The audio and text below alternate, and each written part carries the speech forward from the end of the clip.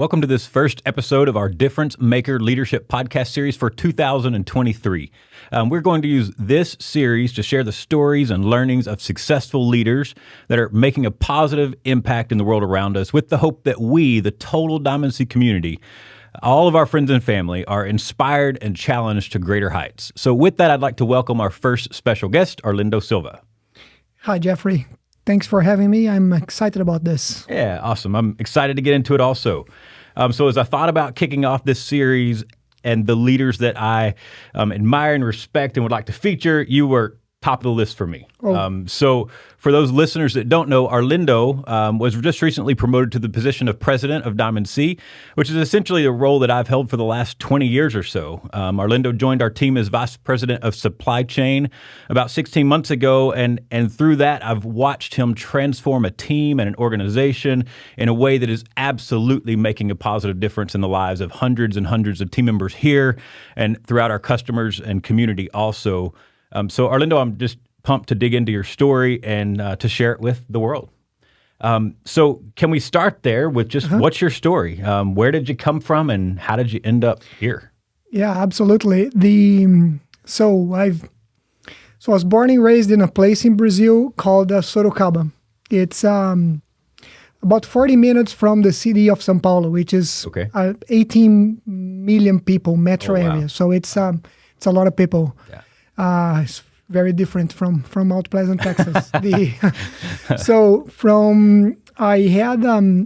had a childhood that was very influenced by sports. I'll get back to that later in the podcast. And so I went to public school in Brazil, which is the opposite of here, because in Brazil, all the more fortunate families, rich families, they go to private school, which is a better education. My family couldn't afford, so I went to a public school all the way through high school, and then to college. So from there, I went to college, undergrad and grad, and then from there, I think life was very nice to me. When I look back now, I had the opportunity to go and actually live in 4 different countries.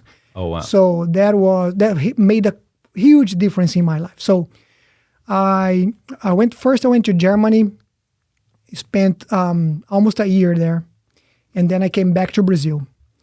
Then back in Brazil, I think is another kind of very defining moment for me is that I got a job with Volkswagen. Okay. And in terms of, was a giant company to my standards, very slow in the decision making. But there was one great thing about Volkswagen, which was the learning aspect. So because of the sheer power of the brand, a lot of the things that are going to happen in terms of future technologies, software. Happens there first in GMs and Fords and Volkswagen. So I was there. I could see a lot of things that I wouldn't have access to. Then my career took a turn to telecommunications. I had my first relocation to Mexico. I was living across the border, but working in Mexico for about 4 years. So that was then my second cultural exposure. Then from there to Oklahoma, which is a different country. Wow, it is a different country. But they say the same. No offense to the Oklahoma. I love it. But when I was there, they say, "Oh, Texas is a different country. It's the People's Republican of Texas." That's right. But so coming back to now in Texas, I love Texas, and so I've been to all these places, and I have. The other thing I think that kind of changed my life was for business, I had to spend a lot of time in China and India just because supply chain happens there, right? It is the factory of the world. Right. So there was 1 year in particular I spent half of the year out of the U.S. between China and India, so 3 months each. So it's almost like living there. So I learned a lot, and that kind of changed my life. But as you can see, the other day I was I don't want this to sound like bragging. It's just something that changed my life, but it is. I've been to 20 countries. Wow. So it is in all these years. So it is, wasn't for business and the hard work, and I wouldn't have that opportunity. Yeah. So that kind of explains. So, and then getting to Mount Pleasant, Texas was a combination of, so when I interviewed with you and Jeff, I was sold on the culture. And then was a moment of my life. I was seeing very little prospect in my previous job. Okay.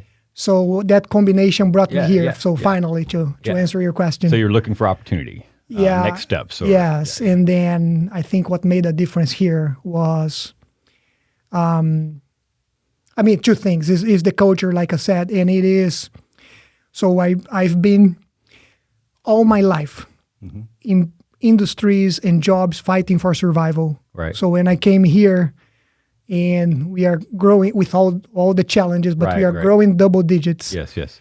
That was different for me too. So to move, that is exciting. Like after probably 24 years of fighting for survival in all these industries, it made me better. Right.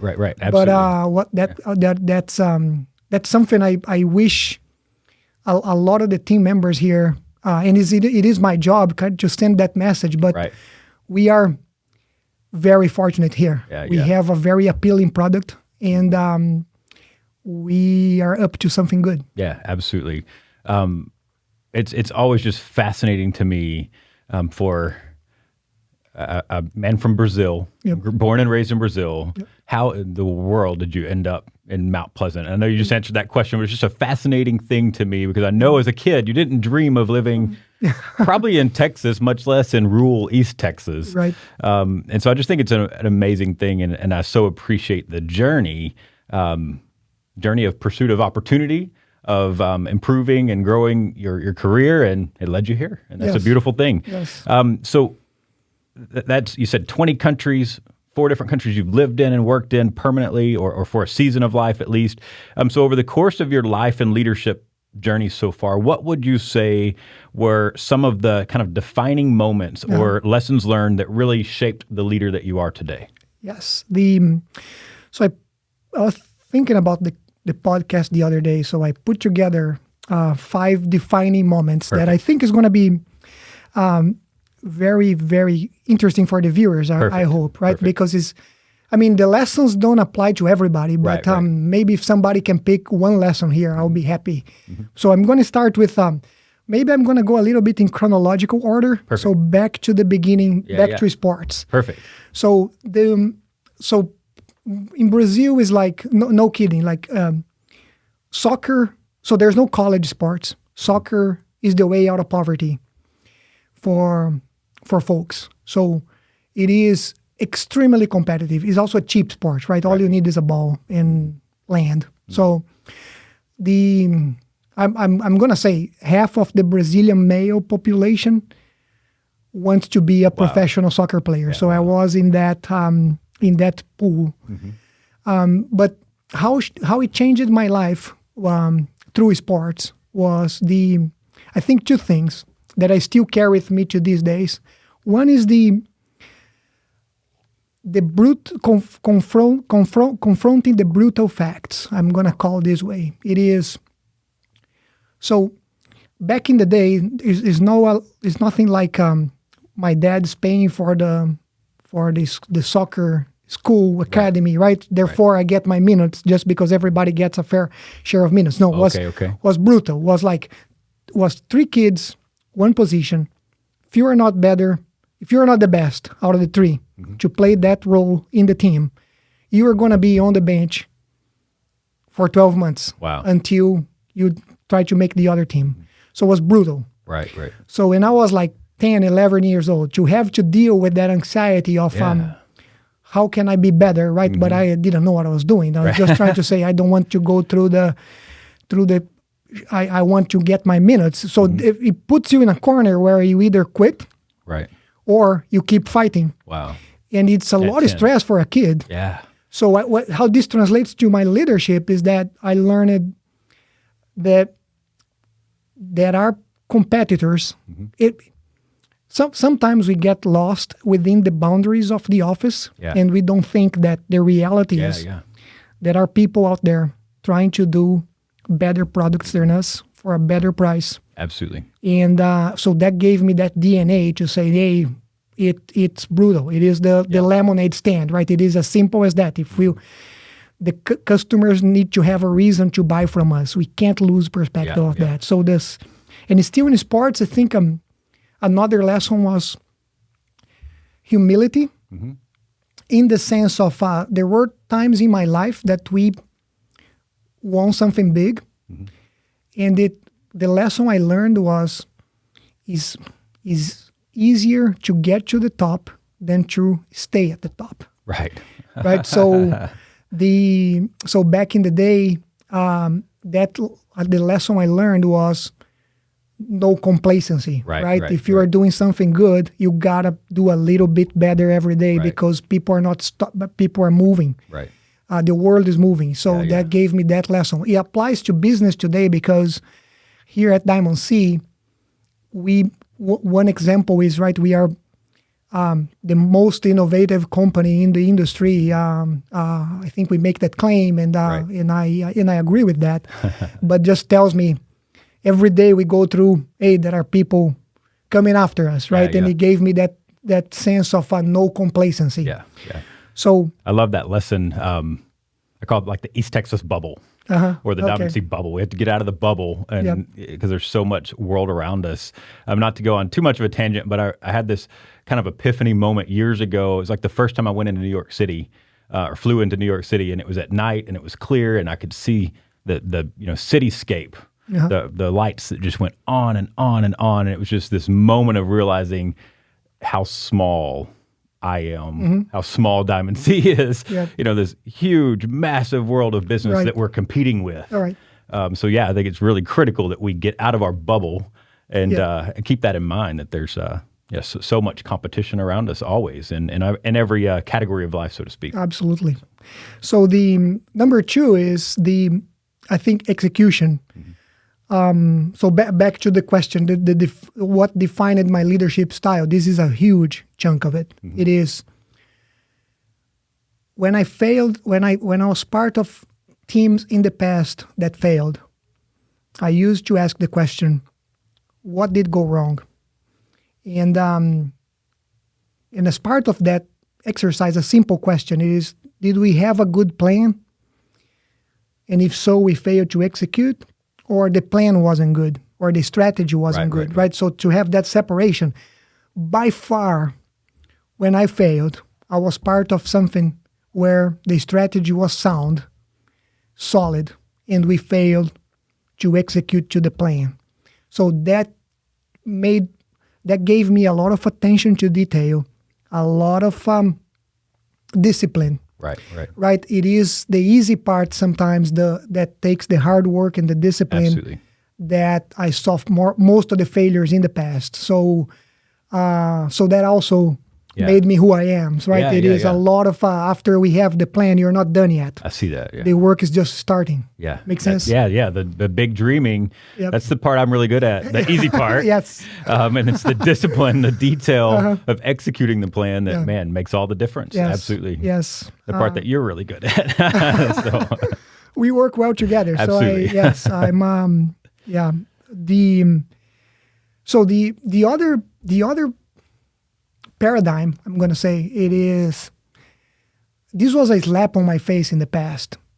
I'm going to say something controversial here. I don't want to go, I really buy into everything that Lean and Toyota production system gives us in terms of small incremental improvements, right? But what transformed me in the past was incremental improvements are not always the answer. Right. I'm going to give you a story. You're going to like it. So in my previous job, we were fighting Chinese competitors with very little awareness of who we were fighting against.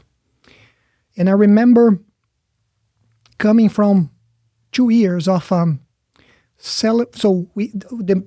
biggest challenge for us to survive was to get the product cost right. Mm-hmm. I remember coming from 2 years of hard work to improve to lower the product cost by this much, mm-hmm. and celebrating, and everybody was happy, right? Yeah. Until at some point we learned more about the Chinese product, and we really understood the gap and the reality that, like, how can I'm gonna make this up, right? It's just for the example. It's how can they build a product like this for $100? Right. So we chose to ignore for 2 years, right? Mm-hmm. We said, oh, they don't make money. Yes, they do. Yeah. So then we were able to analyze that product and see these guys are not going to go away. They are going to be there. They are going to be competing and beating us over and over. Mm-hmm. And if we keep having incremental improvements here, that is going to take 5 years to close that gap. We're not going to be here. Right. So that applies to a lot of things, right? I like to take it before we jump to small improvements. I like to act as an outsider to see right. If there are people out there doing 10 times better than us, mm-hmm. and you're going to take 15 years to get as good as that, mm-hmm. we have a problem. So there may be a jump. That's called a breakthrough. Right. That we need to look at this first, even if it takes creativity. Yeah. So that kind of shaped my style as well. Makes sense? Absolutely. It makes sense, and it ties well into that idea of like stepping outside of your bubble. Yes. To understand, uh-huh. To see the reality around you and confront that, deal with that reality mm-hmm. around you. And sometimes it's not a incremental step. Sometimes it's a big step and a risky step, or mm-hmm. An aspirational step. Yes. But we have to oftentimes start with a blank sheet of paper. And start over. Yeah, I love it. It. Great lesson. Yeah. So then 4 out of 5 is something that is becoming out of fashion, but it's hard work. Yeah. It is. So I'm going back to my childhood. Mm-hmm. So my dad was in retail. Mm-hmm.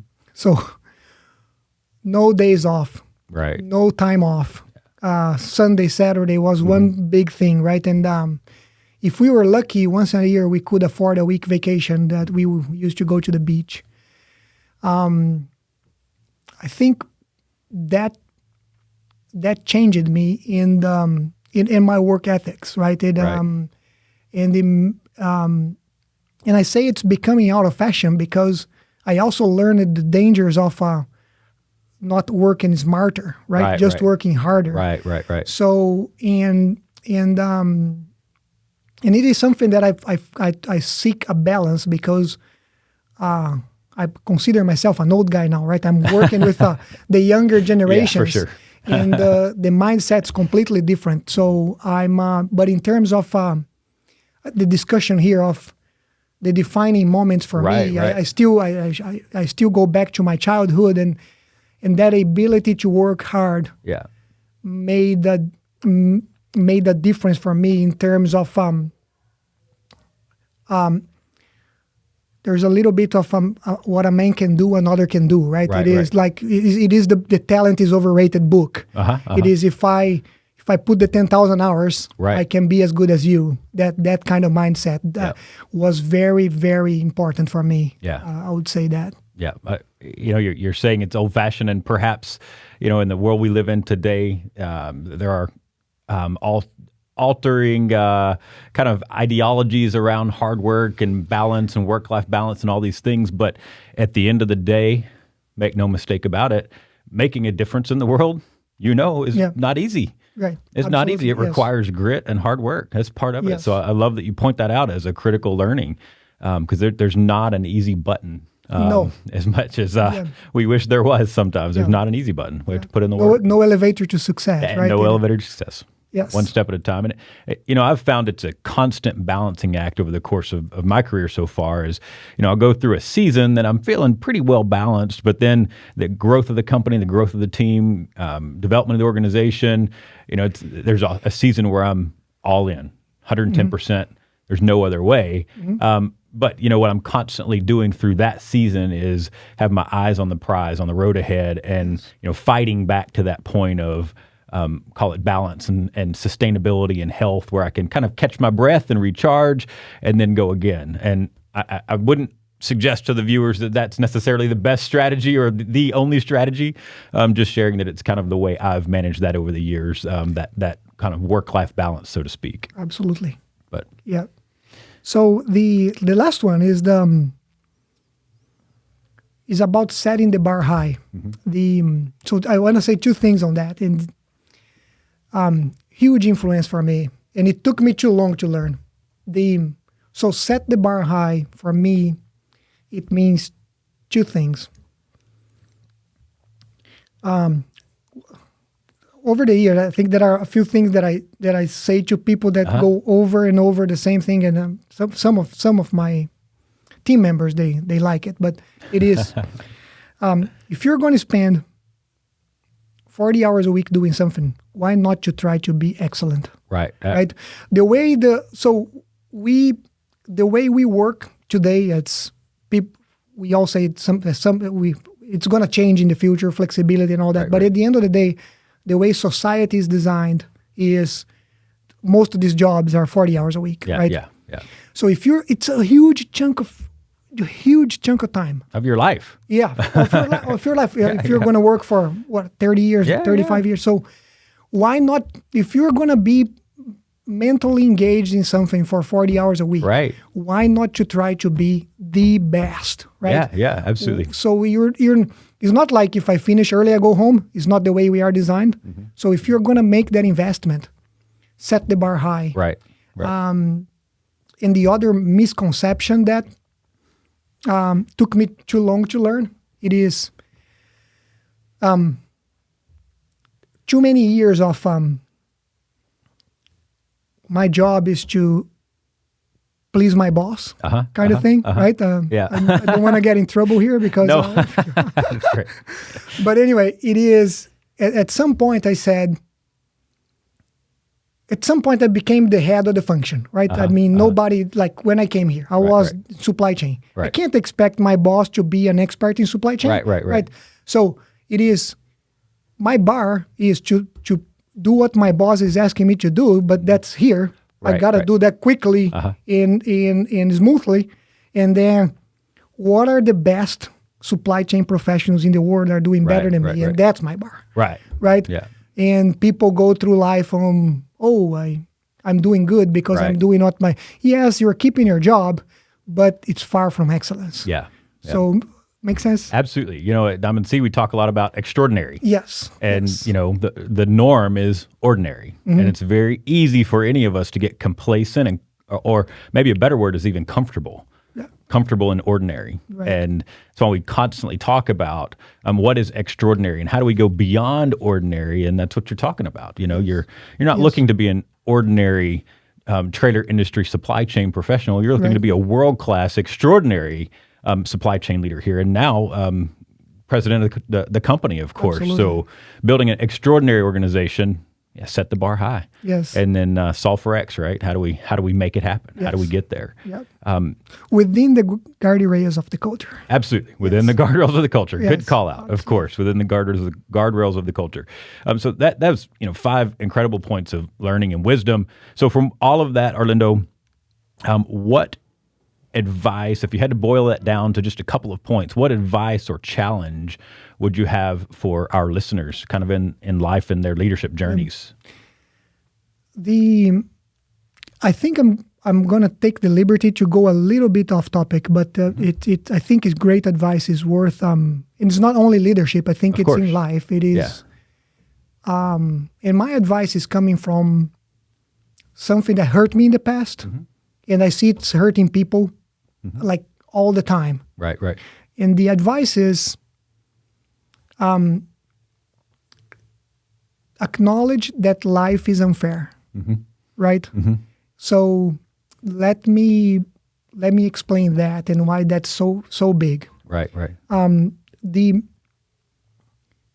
used to go through life with an expectation of fairness, and when let's do the classic example, right? So there is a team of great people. Somebody's going to be promoted. Right. I believe I deserve. The company picks somebody else, right? The classic example. So that, and I think was unfair. Right. That would be detrimental to my performance.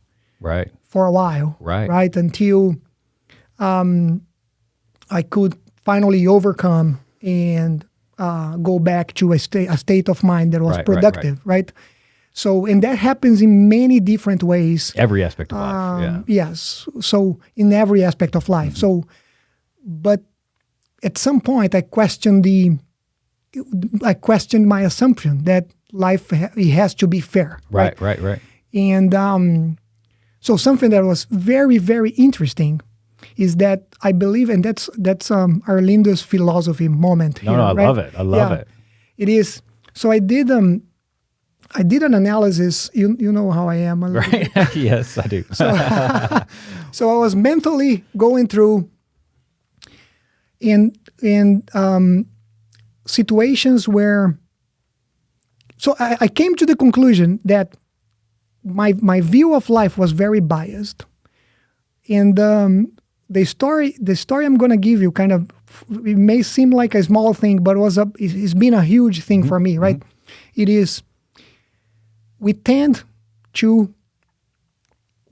overvalue when things don't come on our way and we feel it's unfair. Right. But we unconsciously choose to forget the moments that life was very nice to us and was unfair to other people. Right. So the story, the quick story here is there in Brazil, I go back once a year to see my parents, right?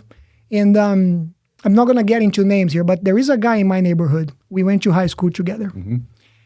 So this guy was the number one student in class. And I can't, so he was way smarter than me. So he was way smarter than me. And not only the intellectual bandwidth, but the discipline to do what he was being asked to do, everything. He was the perfect student. So he bailed me out a million times. I would we had a test the next morning. I didn't know right? So I went to his house in the evening. His mom would cook for us and he would explain to me and I would do good in the test, but good, I got a 7, he got a 9.5. So when I go back to Brazil, I went a few times that I went back there. My life is, I don't want to, this sounds horrible, right? But the reality is that my life took a turn where if you measure life by any measure of success, I think I would be ahead of him. Right. Now, I truly believe that if he had the same opportunities that I had, right, he would be better than me today, right? So, the fairness of life is, life. This was unfair, right? This, sure. And I can tell you another 15 stories that are similar, right? We are in the right place at the right time. Absolutely. And there is people better than us that are not as fortunate. But we choose to forget and we focus on the negative. We focus on that one little thing that, it's, you know what, I'm not going to work as hard because this company is so unfair. Yeah. Right. So I think you do better in life when you acknowledge that statistically you're going to be fine. And then the other advice, it is, I talked a little bit about this, but this was big for me and I hope I can help somebody out there. It is back to it's technically incorrect, but it made a difference in my life. What a man can do, another can do. Right. It's the growth mindset theory and the talent is overrated, right? It is, sometimes we don't invest in learning because we believe, I'm not going to be like this guy. Right. we underestimate the power of looking into something, translating into a skill, develop that skill. Yeah. It doesn't cost any money. Right. You do a lot of that. Yeah, absolutely. Yeah. Absolutely. So it is Absolutely. also something that the question is, what advice you would give? This is something that if you develop yourself, it is possible. Yeah. You got to learn how to learn. Yeah, that's it. But you don't need to go to Harvard and spend a lot of money in education. It is today we live in a society where you go to YouTube, you find a lot of great content. Yes, it's everywhere. So, but I'll stop here. So I love that. Yeah, relentless about progress. That's what they call it. Relentless about learning. Relentless about development, because our competition is not relenting. Yes. So we've got to continue to dig deep, and I so love that other kind of challenge that you extended to our listeners in paradigm shift of fairness and the fairness of life. Despite it's our responsibility to work hard and be focused in trying to build fair systems. Mm-hmm. We put forth our best effort in that. Yes. But there's such a mental impact when we become the victim. And that's a whole other soapbox that we probably shouldn't get into today. But I think that for me is what avoiding that fairness thinking helps prevent us from getting into that victim mentality. That just sets us back, holds us back even further, and keeps us from being relentless about progress because it wasn't fair. It is a good point because it's my job to your point, I need to design, and we need to design systems that are as fair as possible. I'm not promoting, I'm not going against that. It is just life. Tomorrow morning, I can wake up with a terminal disease. Sure. Right. And everyone, life. Yes. Everyone has their own journey. Yes. Everyone has their own journey. I'm thinking of Miss Jen Tosh, who was one of my kids' preschool teachers. She used to always tell them, the fair comes once a year and it's not today. Good. But we're doing our best to bring it every day, right? Yes. No. Okay, awesome. So much good content and good advice and great learnings over the course of your life and career. Arlindo, thank you so much for joining me, for sharing those things, sharing your story with us. And for you listeners out there, let's dig deep to apply these lessons to go and, as we say at Diamond C, do work, love strong, and be the difference.